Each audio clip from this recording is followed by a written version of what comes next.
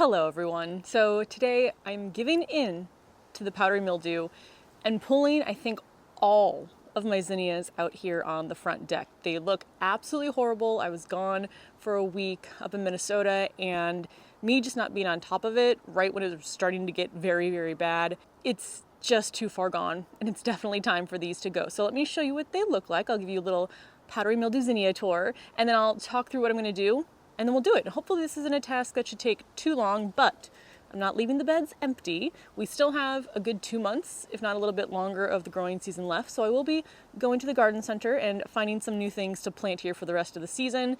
But let me go show you the powdery mildew mess of these zinnias. It is golden hour, but even that can't help the look of these zinnias. So let me take you up close. The bottoms here are all brown and dead, and then there is not a single leaf without powdery mildew on it. It might be a little bit easier to tell on these that aren't in the direct sun right now. So these aren't quite as bad yet. The bottom halves aren't dying, just a few of the leaves at the bottom. But you can see here again, I mean, it's on almost every leaf except for the super new ones. And it's too much. It's too far gone. You can't get rid of existing powdery mildew. You can prevent it from spreading, but you can't get rid of it once it's on the leaves. So I'm just going to get these out of the garden. So we have that center bed I just showed you, this bed here, and then I'm going to do just the zinnia mazurkias in this bed. Oh, I don't think I've shown you anything since I got back to the garden. So in good news, my summer Sunridge Provence sunflowers bloomed. Look at that little bee. But they bloomed while I was gone, and apparently we had some windy days and they got a little crooked. So I did add some stakes now, but I probably will remove these heads in just a little bit once the flowers start to die back. But usually they are much straighter than this. There are some zinnias in here that I'm going to pull. Oh, these bees are so happy, but I have to do it now because the sun is going to go down. But they have plenty of other flowers once I pull the zinnias, and I will give them more. So coming over here then, this is the last section that I'm going to pull. These are all of the envy zinnias. And let's just get in real close so you can see how bad this is. Now, you do not want to keep any powdery mildew covered foliage in your garden once you remove it. Don't compost it. Don't just throw it in a pile somewhere. These are all going in a trash bag, which is going to be thrown away. However, I am going to save the flowers because unless the flowers are a little bit too far gone just from staying on the plant for too long, the flowers still look good. So I'm going to save the flowers that I can, remove the leaves, use those for bouquets, but then all of the rest of the plant is getting trashed.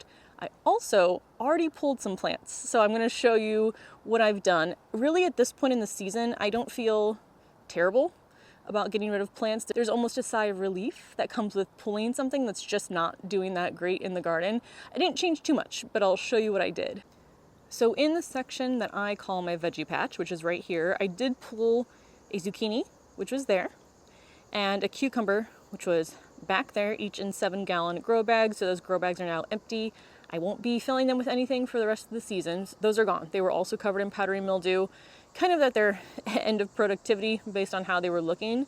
And then I also removed already the 3 zinnias that were in the 30-gallon grow bag with this tomato. It was one of the floret zinnias and 2 of the giant Benary zinnias. Again, from wind that we had, 2 of those were already split in half and falling onto these other plants. So I just pulled them immediately to get them off of the plants. But other than that, I think all of this is still the same. And then as far as what I'm using today, I have my jars of water for the zinnias that I'm going to harvest. I have my garbage bag here, and then I do need to grab my pruners. So I think the order of operations is going to be harvest the flowers. Oh, there's my pigeon friend. Harvest the flowers that I'm going to save, strip them of the leaves, throw the leaves away, keep the flowers and stems in the water, and then I will cut down the rest of the plants once that's over. So let's go ahead and do it, and we'll see how many flowers I can get. Some of them, again, because I've been gone for a week, I haven't been harvesting them regularly. Some of them are definitely too far gone to look pretty in a bouquet, but we'll see how many I can get.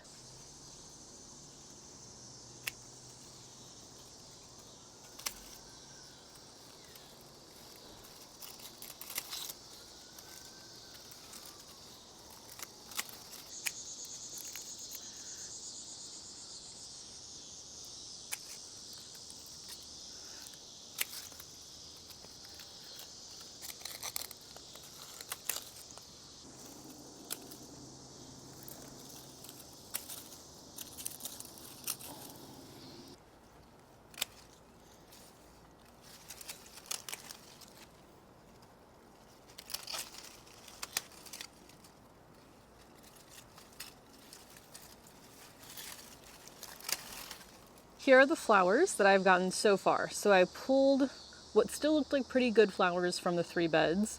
All of the Queenie series are in the left 2 jars. The Cinderella is in that jar, and then the Envy Zinnias. So next is to pull the plants. So I'm going to start by chopping the plants a few inches above the base. So I'm not going to pull the root ball out yet. And I'm just going to make a pile of them on the deck. And I'm going to work 1 bed at a time.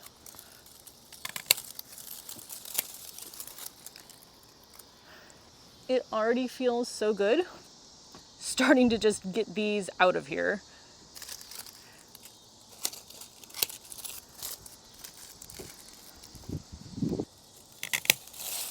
Now the reason I'm not cutting it all the way down to the root ball is I like to have a stem to pull on to get the root ball out.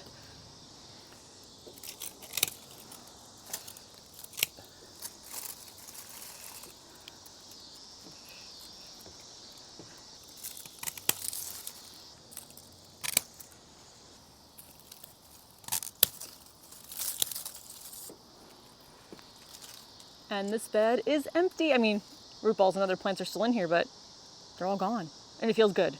So good.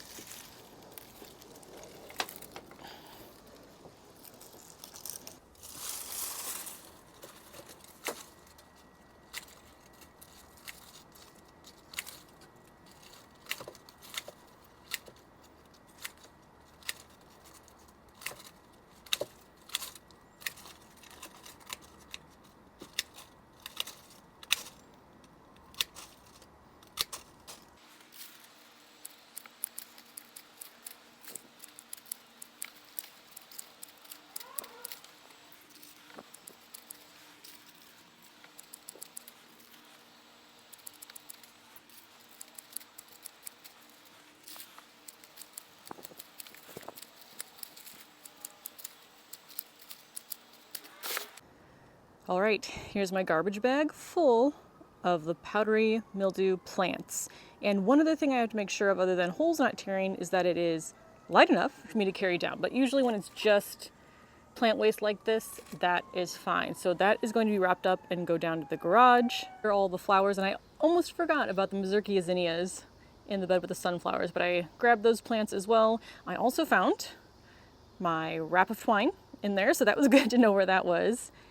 But that's what this looks like. Let me go give you an empty bed tour. Here's the center bed. I also pulled the sweet potato vine in the front, and I think I'm gonna leave the supertunias. The budworms have found them, as you can see from some of the holes on the plants, but I think I'm just gonna trim them back, hit them with some bloom boosting fertilizer, and leave them in here until I want to pull them. I also just gently lifted the root balls, so these are definitely heavier than the plants themselves. So I'm going to get a separate bag. I'll probably need a couple bags for these that I will break those down into. But that is what this bed is looking like. Over here, so there were a lot of zinnias and they were basically blocking the plants behind them. Same thing with the petunias. I'm going to trim them up, but leave them. So we have here on the right, I think this was the king size apricot aster. It wasn't getting any sun, so it's looking a little scraggly, but we'll see how it does. A dahlia in the center that's growing every which way, and then a bonita shell pink aster that was definitely reaching for the sun. So we'll see if I end up pulling these or not. And then back here I removed the 4 envy zinnias. Same thing, I will trim up the petunias. The parsley still looks good, just flattened from some rain, but I want to leave that in here for the caterpillars. I did find a status. Well, I knew they were back there, but I hadn't really seen them in a while. And then this aster is actually doing pretty well. I think because the sun eventually went on the other side of the zinnias that was still able to get some sun and not be completely blocked. So here's what she's looking like. Let me know what you think I should plant in these beds for the rest of the season. Now, like I said, I think one of the beds, probably the one with the envy zinnias, I will save for fall crops. So things like peas, beets, maybe I'll try some broccoli again, even though it doesn't really go well for me every year, but we'll see. So I might save that for some of the fall crops. And then I know my goal is I don't want to plant something that I'm going to have to pull completely again. So I'm thinking some echinacea, because that is still cut and come again, and I will just leave it in the beds and then transplant it somewhere come spring, and then a bunch of pansies. But I don't know if those are available at the garden centers yet, because last year in this bed where the sunflowers are, I planted pansies in the fall and they overwintered and came back in the spring. So I would love to have, if I have a whole bed of pansies that just happen to come back in the spring, that would be fantastic. So let me know any other plants that you think cut and come again, things that I don't necessarily have to pull. I don't know, what are the good fall flowers that you'd recommend that I add to the garden? So that's going to be everything for this video. I still have some cleanup to do, but that'll be saved for another day. And then we are going to go plant shopping for some new fall plants for these beds.